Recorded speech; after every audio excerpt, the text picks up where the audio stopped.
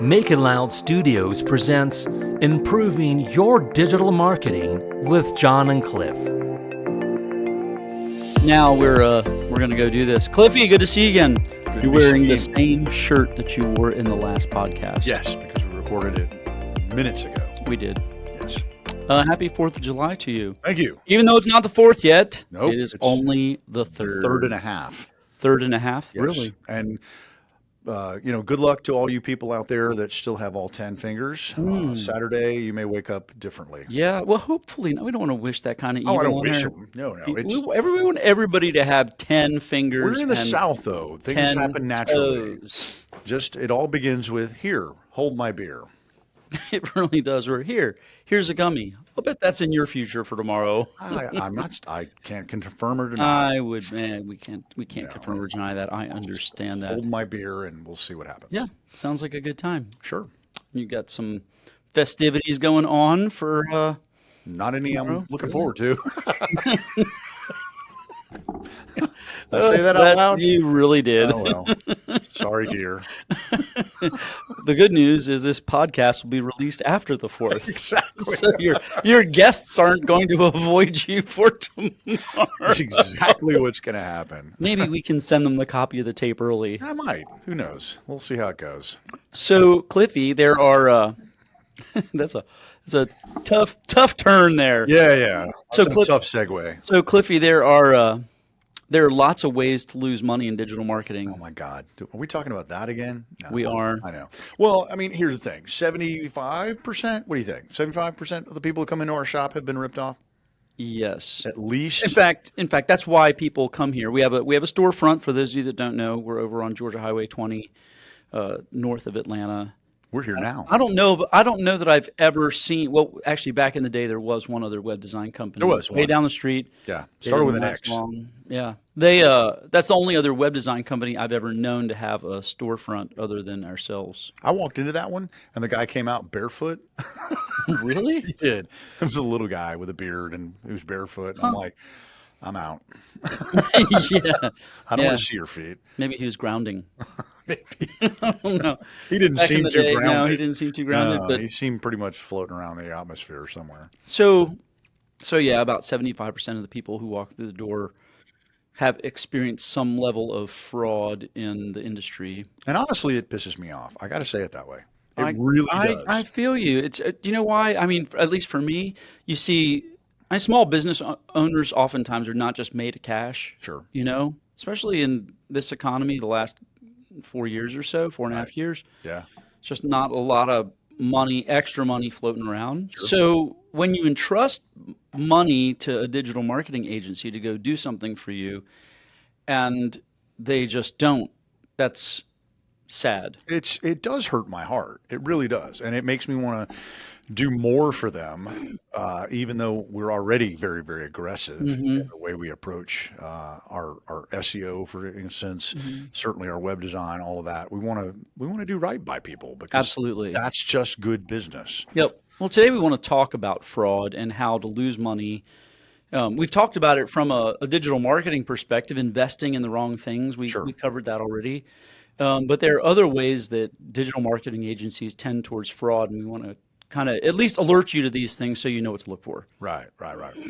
I mean, I remember when we were at the networking at the Gwinnett Chamber of Commerce, a guy stood up and said, "I'm going to get you on page one for $99, and that's please. And Page one of Google. Yeah, a buddy of mine leaned over and he goes, "Is that how it works?" And I went, "No."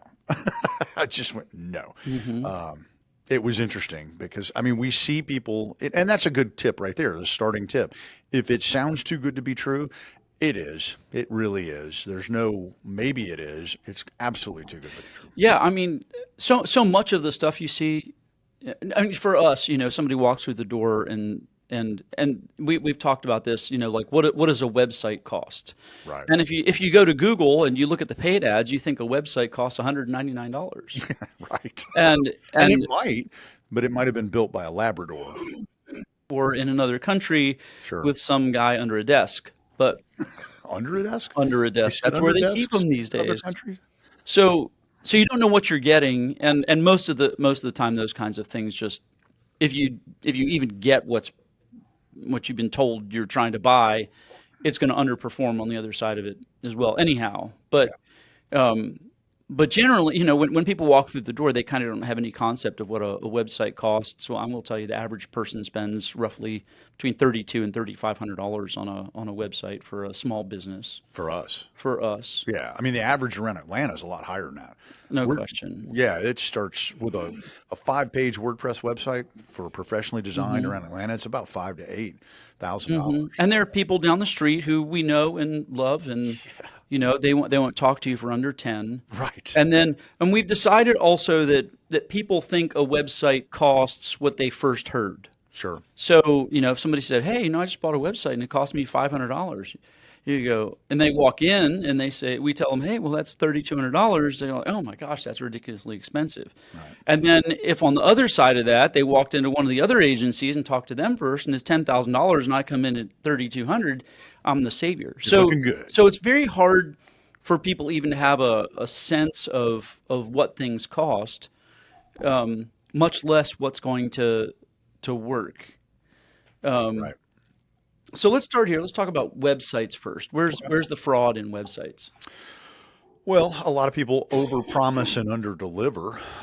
And I mean, when you're looking at a website for your business, you need to think in terms of good content as well as good design.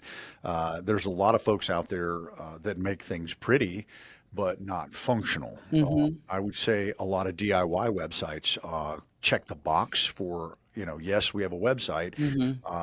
Yes, we have a website with content, but is it content that Google is really looking for? More often than not so much. Well, I think you start there with the right point, and is websites, and we see people come in with new websites, and sometimes they're pretty. Sure.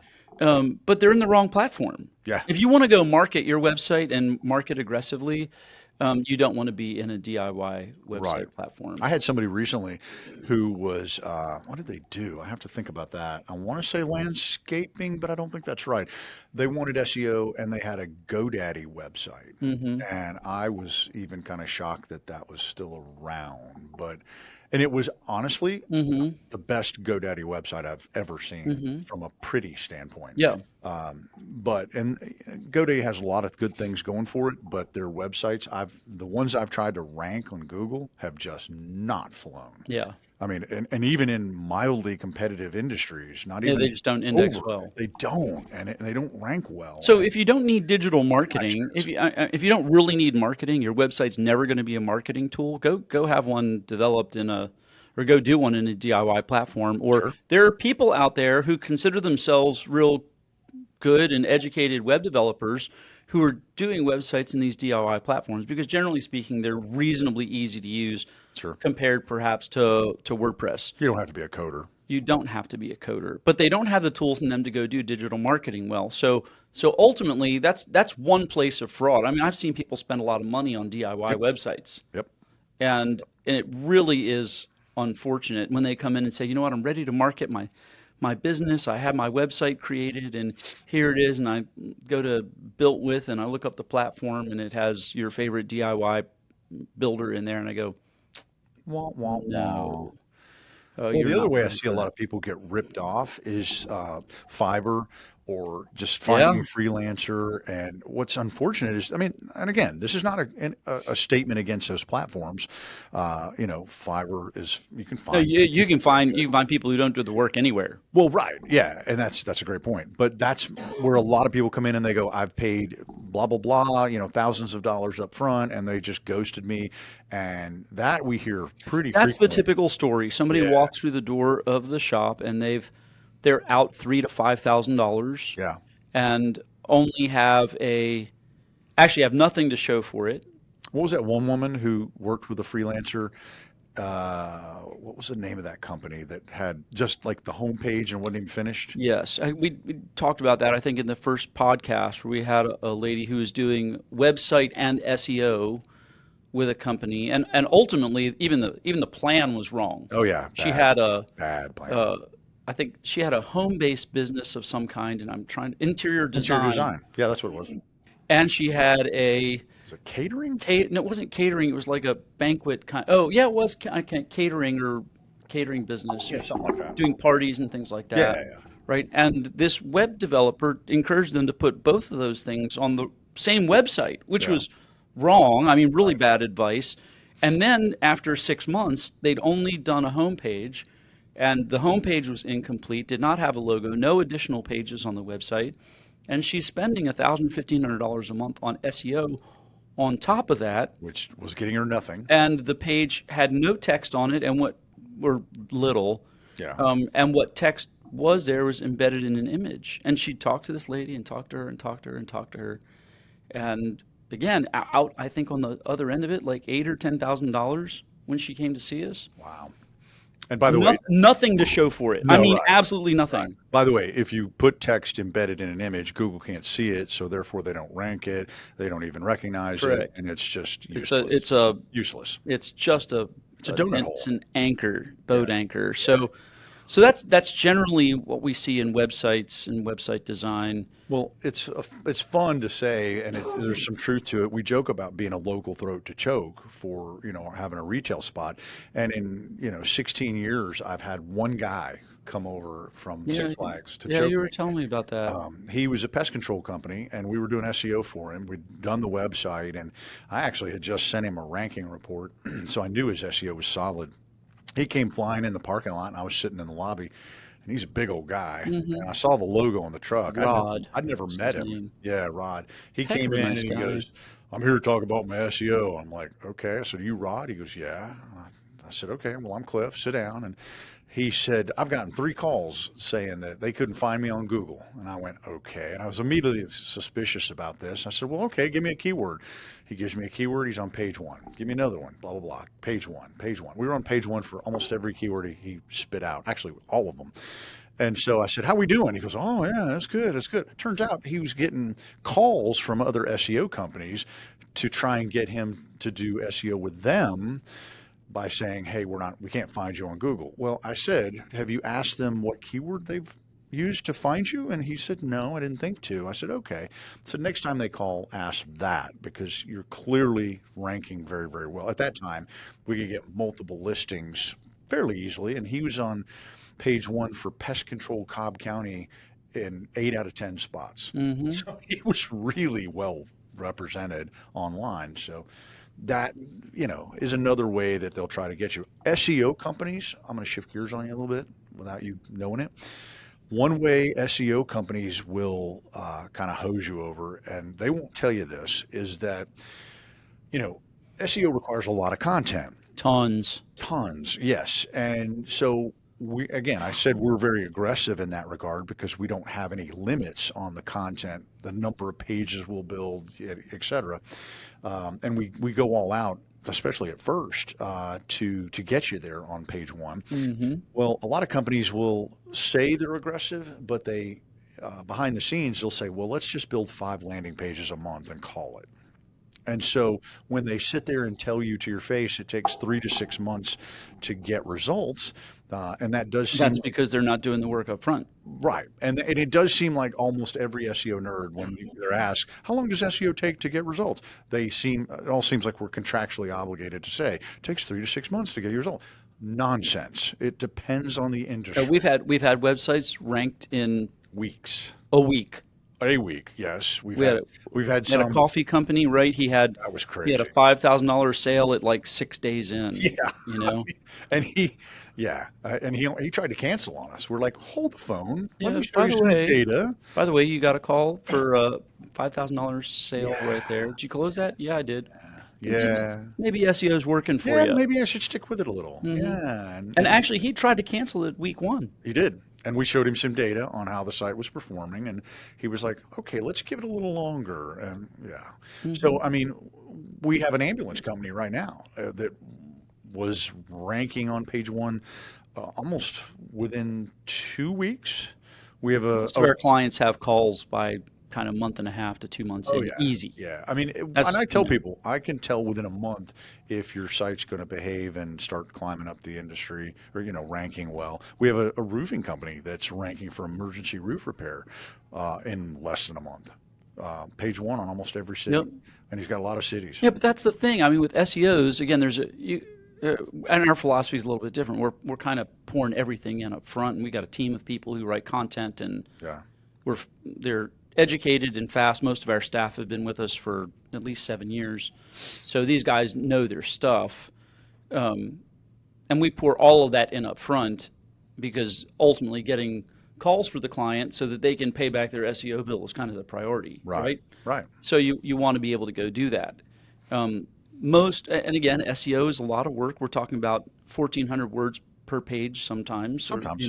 Not always. Not always, but it's a lot of writing, and it's a lot of detail stuff and meta information and all of that, and it takes time. And some SEO companies will say, I'm only going to build, they put a lid on it without telling you, Right. say, I'm only going to build X number of pages. So if you got a service area that's the size of Atlanta and you need pages all over town and you build 5 a month, I mean, it'd take you, 6 months to get to all the smaller cities and maybe longer even. Well, right, to and go do that turns SEO, which is already a probabilistic, that's a fun word, marketing element anyway. What I mean by that is that it's all about probability. So the more I can put you consistently on page 1, the more likely you are to get more clicks, the more likely you are to get more calls and conversions and customers and money. So I can't make people click, but if somebody has a limit on the number of pages, then it turns it into an issue of luck getting those calls. Right. So that's where we remove the luck aspect of it and increase the probabilities and get more calls for our folks. So, but that's a big way that people cheat, SEO agencies cheat you out of that kind of stuff. It just drives me bonkers. Pay-per-click is not that dissimilar either. It's very easy to go sign up for paid ads, and paid ads are quick. Sign up today and list on Google tomorrow or the next couple of days. Yep. There's a ton of fraud in paid advertising as well. Oftentimes what an agency will do, and again, it's a pain to switch agencies. It's like switching in They count car. that. It's like switching car insurance companies or mortgage insurance companies. What a pain to go do that. In pay-per-click marketing, there's a ton of fraud as well, and it's not easy to switch paid advertising companies. There's a lot of kind of going back and forth between your old company and your new one to manage it all, and whose ads are they, and it can be a real pain to go do it. Kind of like switching your mortgage insurance company or phone carrier. or phone carrier or mortgage or auto insurance company. Auto insurance companies are the only one of the few industries that rewards you negatively for staying with them and not having any accidents. Your rates will go up, and then if you leave them and rejoin, you get a cheaper rate, which blows my mind. Model. Ridiculous. Yeah. But what a lot of advertising agencies will do for pay-per-click is they'll say, you know what? They'll run some numbers and they go, you know what? It's going to cost you $3,000 a month to do Google paid ads. Right. You go, oh, okay, well, I can afford that. And you start forking out the cash. Yeah. Well, built into that one price are actually 2 fees. Yep. So there's a fee to Google to pay for the actual advertising. Your ad spend. Your ad spend, correct. And by the way, this works for Meta and Facebook, Instagram as well. Same strategy that these agencies use. So there's an ad spend component and there's a management component. So it costs the company time to go create ads, and it costs money to go do all of that. So there's the company's taking a share and Google's taking a share, the paid ad provider. So say, okay, one price for all of it, $3,000. And you don't know how much money they're actually spending on your ads. Right. You don't know what your ad spend is. So what winds up happening, and I've seen this before as well, they start high, and what they'll do is they'll take a lower management fee and have a higher ad spend. And then over time, they decrease the ad spend. Yep. And they increase their management fee. So they're taking a whole lot of money and spending very little money on the ads. So over time, the ads underperform. Sure. And then you go, well, wait a minute, I'm spending this money. And then they might go raise it up again. And they lower it more quickly. So this way, you just don't know how much money is actually going to Google or Facebook or Instagram, Meta. Right. And you start giving them more cash, and that's a problem as well because they've only given you one price. So the thing to do in a situation like that is you want to know specifically what is your management fee, Right. and what is your ad spend fee. Also built into that, I mean, some agencies charge it like a A percentage. percentage of your ad spend, yeah. So you have to be aware of that too. It can be very high. We charge a flat fee Yep. for our management fee, and your credit card bill will actually tell you. We use your credit card in Google or Meta, Yeah. so your credit card tells you exactly what your spend is in Facebook. So, anyways, it's easy to lose money in paid advertising as well, because of those kinds of things. Yeah, without the Percentages can be transparency. ridiculously high. One of the other things we found is that Google themselves devalues ads over time. Yeah, I was going to talk about that. Go ahead, So, go so do that. If they're that brings up a great point. So if they're doing the $3,000 a month thing and they're spending $2,500 on your ad spend and only taking $500 for the management fee, over time, if they're taking more out of that $3,000, your ads decline, they're shooting you in the foot. And ads as do well. decline in time. They do. This They is absolutely not. You can run a pay-per-click campaign, set it and forget it. Right. Where you go and you check the ad, you create the ad, and just go kind of set it in motion and let it do its thing. And Google tends to give you a whole lot more love up front than it does in the end. And over So does time, Meta. if you track it, if you track it without changing the ads, you find a decline in the ads for whatever reason. Remember the roofer we had who we were doing SEO for. He hired us to do SEO, and over the course of doing some spot checks, I found he had Google ads running. Well, it turns out he had hired an agency to do ads for $1,000 a month and forgot them. Not only did he set it and forget it, he's forgot he even dealt with the agency for 5 years. $80,000 spent. Yeah. I On mean, the credit card. Didn't check his credit card bills. he didn't even bother, and he managed to lose that money without even noticing. I think I would have noticed. I do. I'm pretty sure I would have. I would have 80,000. Yeah, Yeah, I would have been been a nice beside car. myself. I would Right. have just been homicidal. But yeah, so You that can happen. you can't do the set it and forget it if you're No. doing paid advertising. But any marketing really, you just can't afford to do that. You should have somebody who's in there and doing A/B testing on ads Yep. to see which ones are doing better and constantly coming up with a better cost per click. For sure. Yep. And that counts for Meta and Google ads anyway. So yeah, and Facebook, I understand, has good A/B testing tools. They do. So that's wonderful. They do. Yep. Yep. You're using the algorithm to your credit in that regard. One of the other things it's not necessarily fraud, but kind of a bad practice that we see a lot in digital marketing agencies is they put your domain name in their own account. Huge issue. So let's talk about that for a second. So a domain name is real estate. It's digital real estate. So our company owns probably a couple hundred domain names on the whole. We spend money on it monthly. They're all registered in my account to my company name. And you can do both in GoDaddy or whatever your domain platform is. So the company owns them. Now, if you take the domain name, and I think web developers and digital marketing agencies are trying to be well-meaning, and it's not just web developers and digital marketing agencies, but some of these other companies that kind of do marketing for you. Yeah. Will also, when they'll give you a website, but the only way it'll work is if you transfer the domain over to them. But you don't ever want to do that. Never do that. You don't ever want to do that. You can set them up as a technical advisor on an account or a technical administrator to be able to make changes to it, but you want to own that domain name and you want it in your account. Here's why. We had a client come in maybe a couple years ago. His name was Jim. He's no longer with us. God rest his soul. But he had a web developer in California who handled all of his digital marketing. 35-year-old guy, 2 kids, wife, went camping one weekend, went to the camp store to go pick up some firewood, picked it up, went to the counter, and dropped to the floor dead on the floor.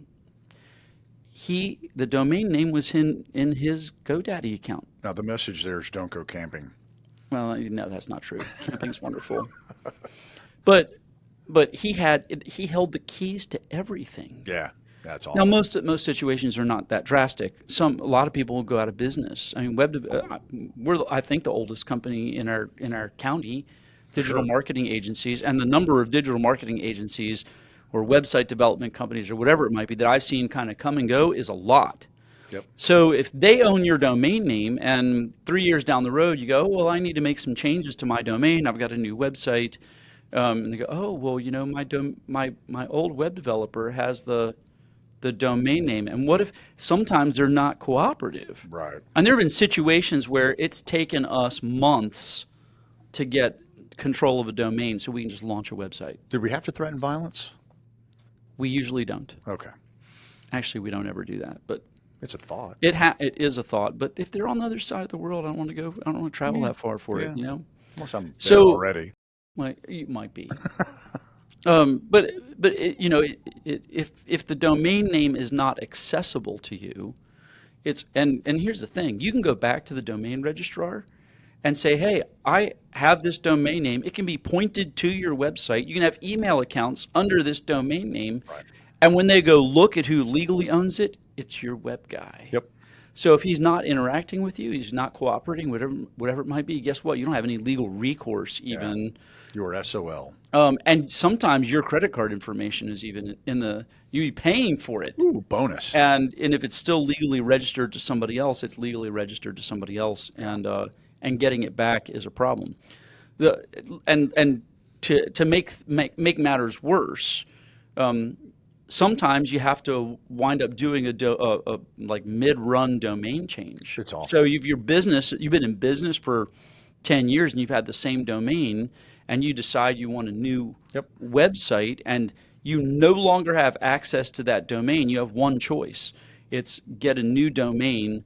Start over. Start over again with that website. So that means start over on your email accounts. Yep.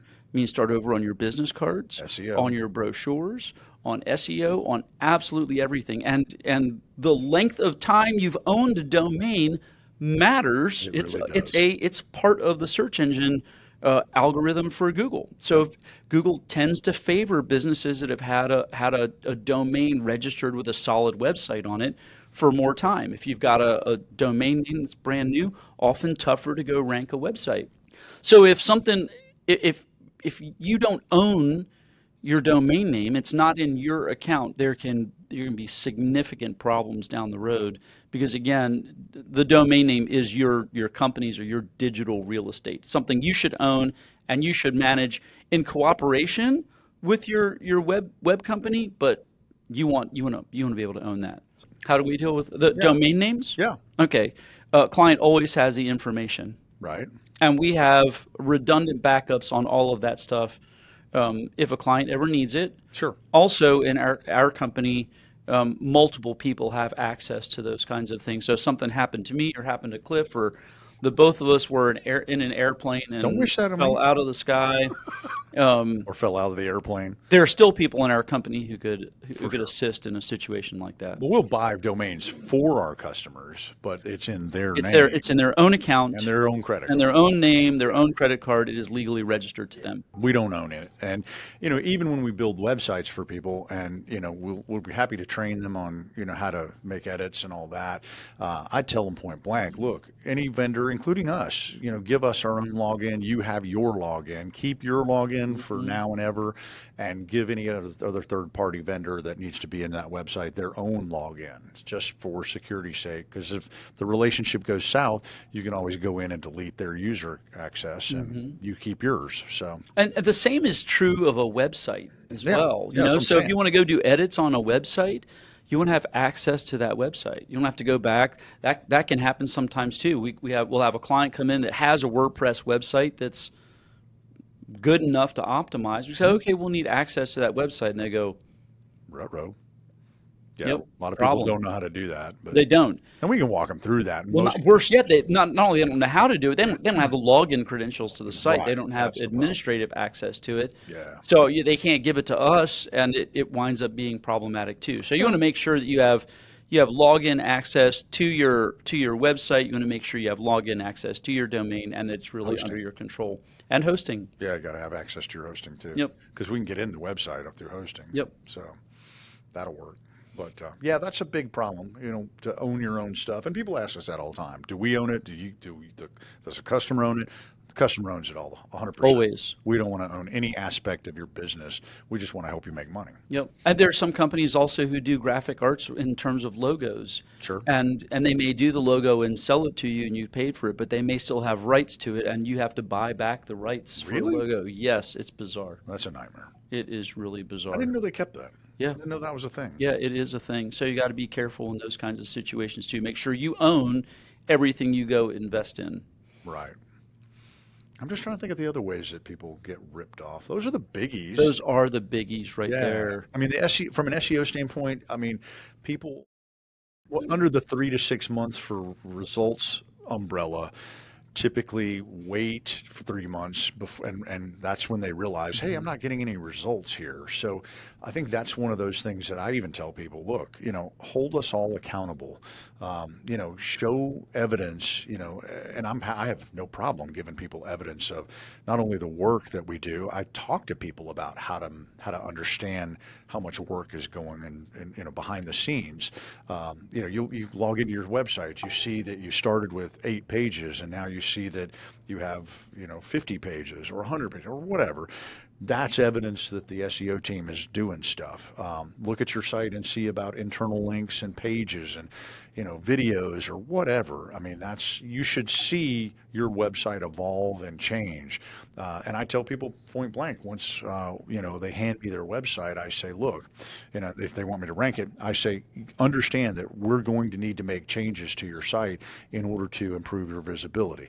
9 times out of 10, they're like, have at it, and I tell people, look over our shoulders if you want. That's fine. I want you to see what we're doing in that regard. Anybody that hides any information, you need to be very wary of. I train in martial arts, and the place where I train, when I first started there 6.5 years ago, he was working with a guy, a freelancer, who was charging him $500 a month for his website and for some minor email stuff, and that was it. Well, I kept telling him, that's too much, you shouldn't pay that, blah, blah, blah, we could do that for you cheaper, etc. Eventually, the guy that I train with the most, who's also into digital marketing and coding and all that, he asked the guy for Google Analytics. And I remember this. Yeah, the guy said he basically hemmed and hawed, and he'd been getting reports every month, but the guy had been creating the reports. He never saw or never had access to the raw data. So when he asked for the access to the raw data, the guy canceled the website, shut it completely down, and ghosted him from that point on. He and I worked together and put a website up pretty quickly, and now things are going swimmingly. But if you ask for data and they don't give you the data, or they hem and haw about that, that's a red flag in a big way. There's actually a really good lesson in that as well. If you have access to your domain and things like that, and you've been involved with a prior web developer that maybe it didn't go so well, you don't generally want to tell them you are doing a new website with a different agency until you want to make the switch right away, right? Yeah. So you go through this process of web development with the new company, and it's built out at a temporary link usually. Yeah. So you got access to this site, and it's just kind of ready to go and flip the switch. And then you go, hey, by the way, I'm switching my websites. So this way, something like that doesn't happen, where they go get disgruntled, and we've had this happen like that, where somebody gets told up front that they're going with a different agency, they get pissed and they shut everything down, and then you're without a website for a while and you're scrambling. If you do that at the end of the design process, he shuts the site down, you still got access to the domain name, okay, flip, and here we go, right? Right. Yeah, you're good to go. You want to cancel hosting in that kind of situation too. We ought to talk about hosting as well. Do it. Hosting can be kind of fraudulent. Not all hosting's created equal. No, some of it actually quite sucks. Really does. One of the ranking factors in Google is site speed. Yep. And there can be 2 issues here. One is the hosting itself can just be slow. Yeah. Second is you'll often find in design, and this is where bad design comes in. If somebody's kind of new at website design, let's say a client gives us pictures from off their phone. pictures are like 12 and 20 megapixels. Now, if you're actually holding that up, you're talking about an image that literally is kind of like if you had to print it out, is this big. That's a little bigger than my phone. It is. It can be 5, 8 meg per image. For those If you that have, don't have video, he held his arms out pretty wide. they really are wide. But the I mean these images can be sizable. Sure. 5 or 8 meg per image, and if you don't resize the pictures down to the appropriate size. Now, the website will resize for you, but it'll take a big picture and scale it down. But it's still a big picture in size. So you have to actually physically go take the image, run it through software, resize the image, and then upload it to the website so that your website doesn't drag ass when somebody goes and looks at it, Now, doing particularly that, on 4G. Resizing images is not rocket surgery, but it's a little it's not. technical. It is it can be, and there are websites that do it for free online that make it very, very easy if you need to go do something like that.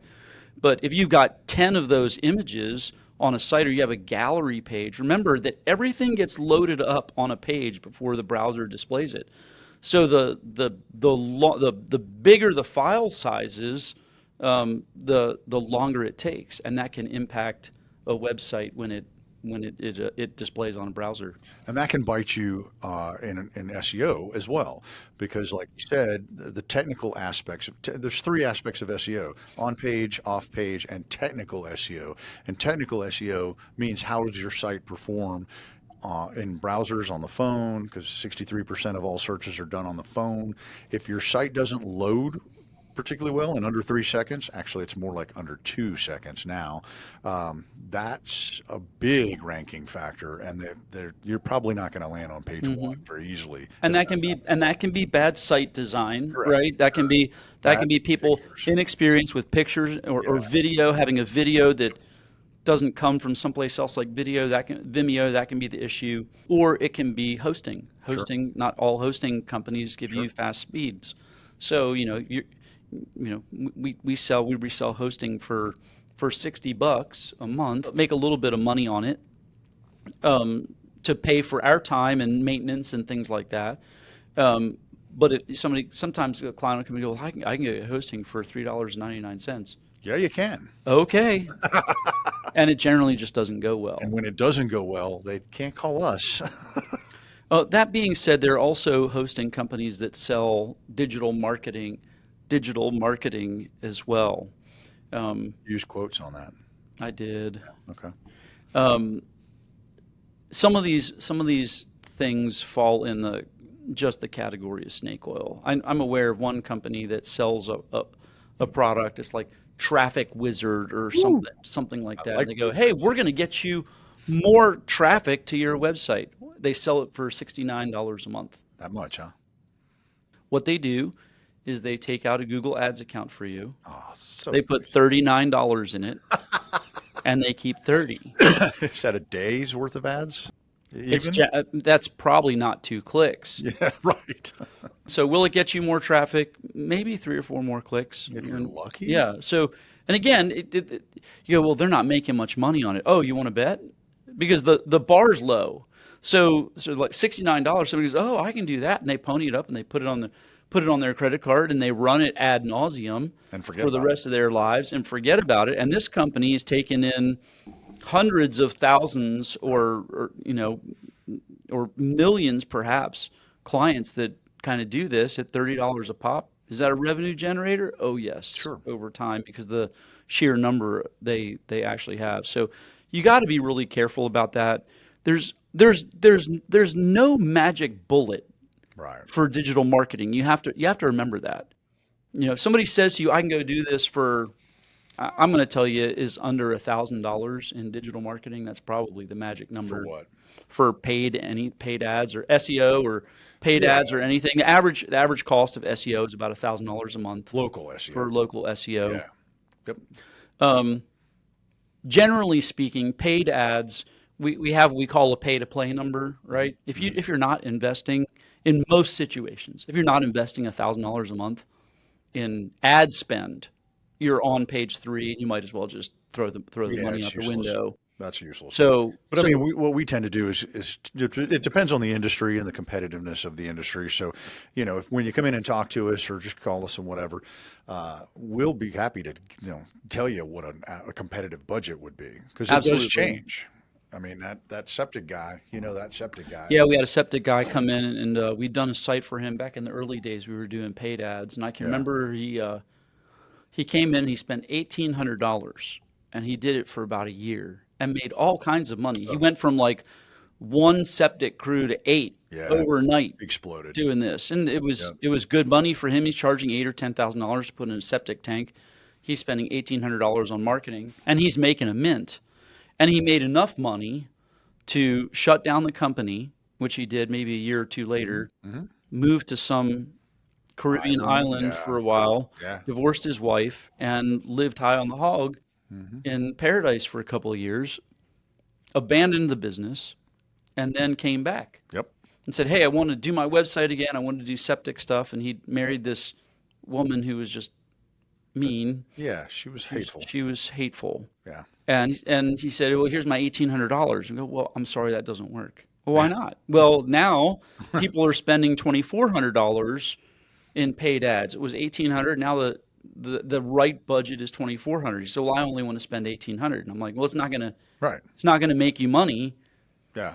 You're not going to get the same kind of calls. He's no, I'm 1,800 is all I got. That's what I want to do. I really don't want to do this. I said, no. I really want you to do it. I don't want to do it. I want you to do it. All right, we'll do it. So after the first month and a half or so, he called me up and he says, this isn't working. Why is it not working? Because I told you it wouldn't work.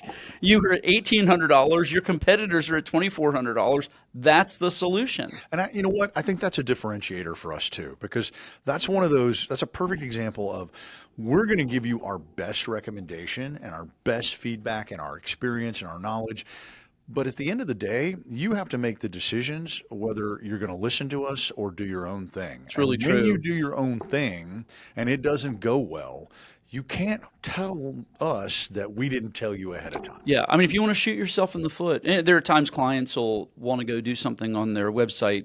The most common one is, I want when I open up my website, I want music to play. No, you don't. No, you don't. One, it's a negative ranking factor for Google. Yep. Two is musical tastes are so varied. So if you play country music on your website, somebody doesn't like country. You've already got a ding against you because they're irritated when they hear country music. So it doesn't work because personal music tastes are so varied. On top of that, it hurts your message because by and large people don't want websites to make noise and they're looking for the volume button instead of reading your website. Right. So if we tell you no, and not to mention it being copyright violation in most situations. Yeah, I don't even know we can do it anymore. We don't. Yeah, no, I don't even know if we could. I think somebody asked for it recently, and we were like, there's no, can't even do it. There are actually through the podcasting stuff, I've kind of learned it's possible, but it's ridiculously expensive to go and do that. But I mean, ultimately, we're going to recommend this is not the way to go. But I mean, it's your website. Sure. We're gonna speak the truth to you, and if you want to shoot yourself in the foot, yep. I mean, that's kind of on you. But we stop arguing. At some point in time, you just go, okay, well, here's the best path, and if you want to go take this one, just know there are consequences, and not my fault on the other end of it. Yeah, we recently had a guy that was a social club, right? That's what it was. And he had all kinds of ideas about what he wanted, and almost every single one of them it just flew in the face of good design. And we told him, and at one point he got frustrated with us and said, I don't want to hear your feedback anymore. And we're like, okay, tell us what you want to do, and we'll do it. Nope. And, I don't know if that site's doing it's not even live. No, and there's no website there. The site. I think he abandoned the project completely. So yeah, for whatever reason. But yeah, so I mean, we'll...